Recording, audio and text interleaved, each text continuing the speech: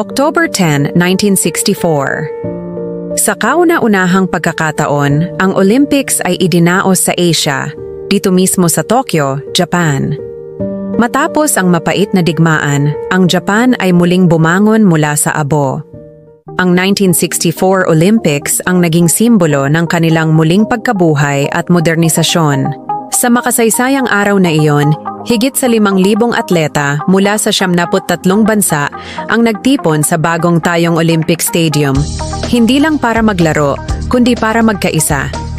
Mula sa pagpapalipad ng mga kalapati hanggang sa pagsindi ng sagradong sulo, bawat sandali ay puno ng pag-asa. Sa bawat kumpas ng bandila, sa bawat sigaw ng tagumpay, ipinakita ng Tokyo Olympics na ang palakasan ay isang tulay tungo sa kapayapaan. Ang taong 1964 ay nagmarka ng isang bagong kabanata, isang patunay na mula sa pagkawasak, maaring muling bumangon ang isang bansa at magningning sa buong mundo. Kung naniniwala ka sa kapangyarihan ng pagkakaisa at katatagan, i-like at i-share ang kwentong ito.